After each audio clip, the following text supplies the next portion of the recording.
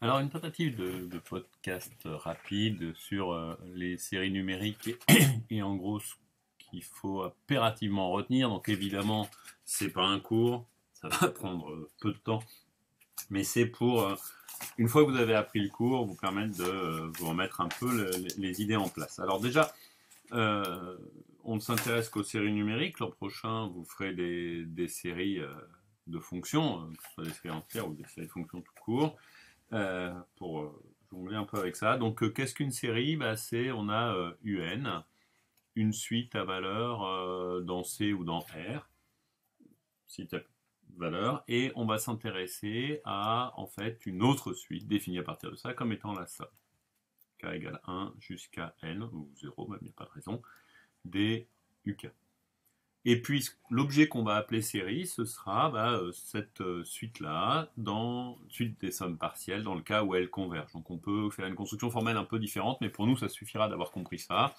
Et on parlera de l'objet somme la série, donc somme des UN, qui convergent. Donc si et seulement si la suite Sn converge.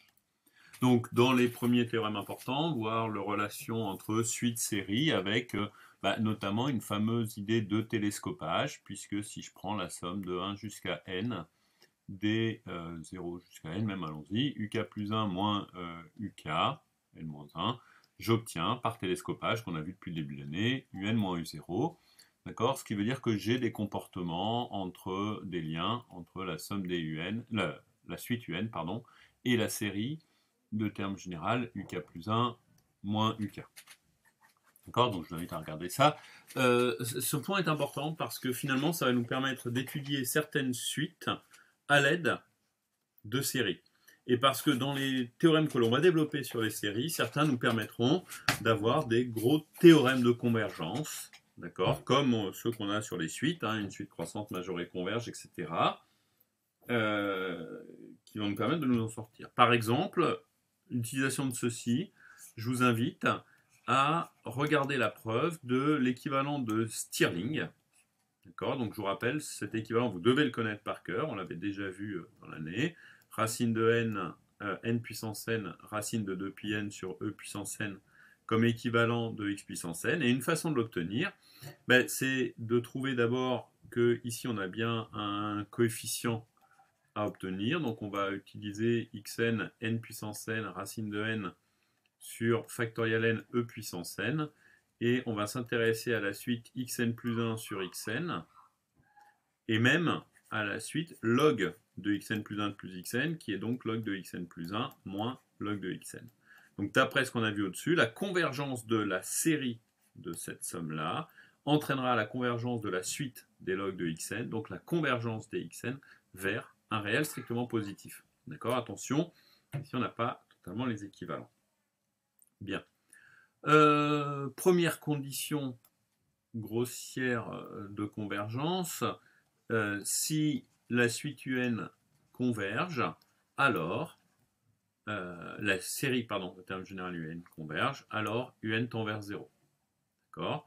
Et le cas où la suite un ne tend pas vers 0, on dira que la série de termes un diverge grossièrement. Toutes ces notions devraient être prêtes. Donc, dans les notions qui viennent ensuite, toutes les combinaisons linéaires, une combinaison linéaire de séries convergentes et convergentes, etc. D'accord? Attention, on n'a pas de résultat de produit.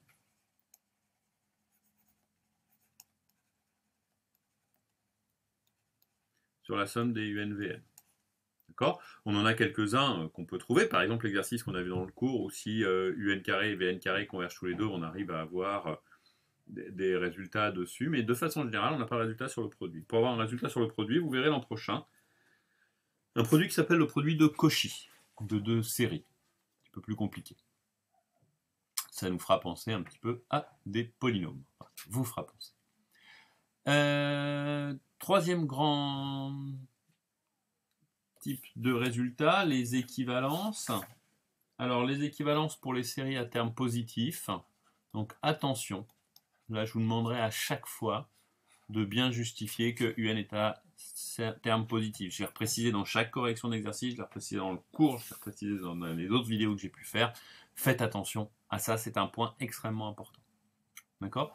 Alors, avec des choses très simples, hein, c'est que si UN est plus petit que VN, alors si la somme des UN diverge, ça implique que la somme des VN diverge, puisque quand je fais la somme, une somme de termes positifs me donne une suite croissante, etc.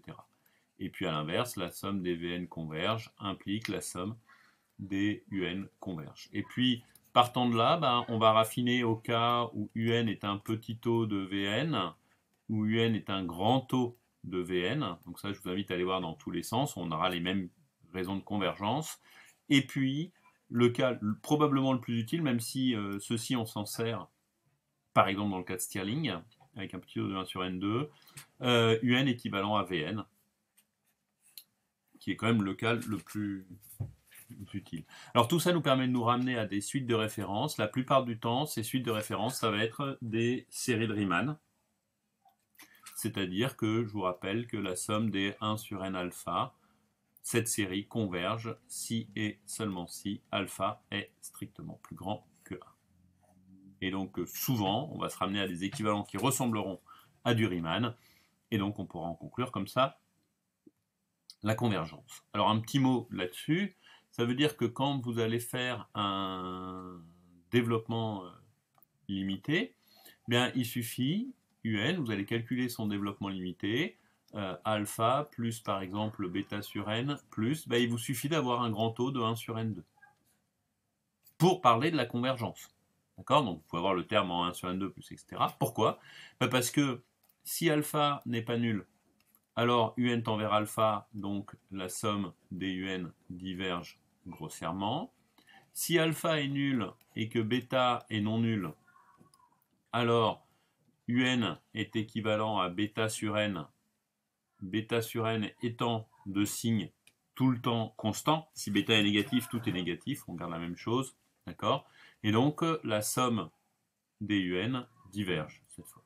Et puis si alpha égale bêta égale 0, bien UN est un grand taux de 1 sur n2. Donc la somme des UN, alors attention, on ne sait pas qu'elle converge parce que UN n'est pas forcément positive, mais en revanche, puisque j'ai la même chose avec la valeur absolue, elle converge absolument, et ça c'est notre dernier paragraphe du cours, qui implique que la somme des UN converge. Avant-dernier, parce que j'ai mis le critère des séries alternées ensuite. D'accord? Chapitre donc très important, c'est ce dont on sert dans la plupart des exercices. Section suivante, comparaison série intégrale. Bon, je vous laisse le regarder. Dans le cas d'une fonction généralement positive décroissante, on l'a fait dans l'amphi 2 un certain nombre de fois ce dessin-là. Je vous laisse le refaire. J'ai même réussi à le faire un peu en tech lorsque je vous ai tapé le texte. On compare les intégrales. Et donc, si jamais on a une série somme des UN avec UN qui est égale à f de n, eh bien là, on a un encadrement de f de k, qui est par exemple l'intégrale de k-1 à k de f de t dt, f de k, pardon, constante, dk. Et si f est décroissante, comme c'est le cas sur le dessin ici, f de k est tout le temps plus petite que f de t, donc plus petite que l'intégrale de k-1 à k de f de t dt. Et puis, soit on intègre ceci, qui nous fait du f de k moins f de k-1, que l'on va pouvoir sommer du télescopage, soit on va sommer ici et on aura de la relation de Chern. Les deux s'équilibrent. D'accord? Donc ce principe qui est tout autour du principe de monotonie intégrale, pardon, vous le retrouvez sous le terme de comparaison série intégrale dans le cas monotone. D'accord? Terme un peu plus général. Je vous invite à garder le terme de monotonie intégrale parce que c'était un terme qu'on pouvait utiliser au début de l'année sans parler de comparaison série intégrale. D'accord? Mais c'est la même chose. C'est l'essentiel. Avec ceci, on prouve essentiellement la divergence ou la convergence des séries de Riemann. Et donc on retrouve le critère de Riemann. Quatrièmement, le fait que la convergence absolue implique la convergence. Je vous rappelle, la convergence absolue, c'est la somme des valeurs absolues de un qui convergent. D'accord? Et donc ceci implique que la série de termes générales un converge. La réciproque est fausse. On prendra comme exemple, le plus simple probablement, moins 1 puissance n sur n, qui converge par critère spécial des séries alternées. Donc ce critère spécial des séries alternées, l'occasion d'en dire un mot, je vous invite à le voir comme exercice, à le travailler. Il n'est pas au programme de MPSI, mais il est au programme de SPE, que ce soit MP ou PSI. Donc travaillez-le dès maintenant, ça vous donnera beaucoup d'exemples et un théorème important. Ce théorème de convergence absolue implique la convergence. Je vous en ai donné une preuve. C'est quelque chose, alors ça, pour, on va dire pour les MP étoiles, qui va s'étendre à des espaces bien plus grands l'an prochain. C'est ce qui s'appelle des espaces complets. Et ces résultats vous serviront. Petite anecdote, puisque je n'ai pas pu vous le faire en cours habituellement. On a besoin de ce théorème pour montrer la convergence dans des espaces de Banach et même des espaces aussi de dimension finie. Et sur le théorème du point fixe, on va le retrouver dans l'algorithme PageRank. Donc le fameux algorithme PageRank de Google fonctionne parce que la convergence absolue implique la convergence dans des espaces de matrice. Bien.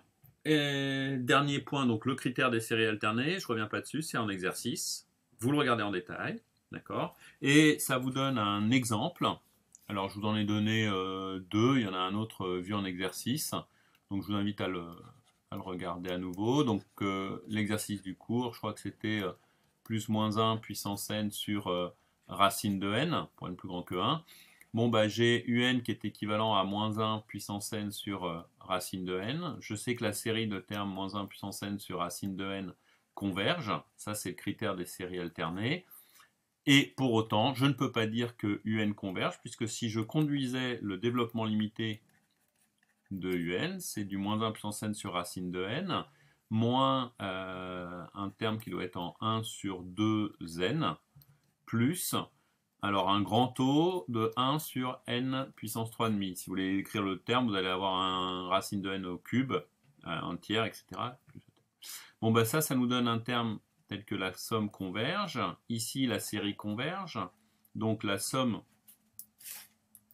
de ces deux-là converge.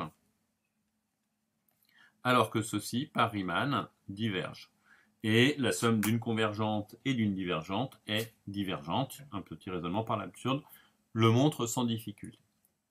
Voilà, j'espère que ce petit panorama rapide du cours sur les séries vous remettra un petit peu les choses en place.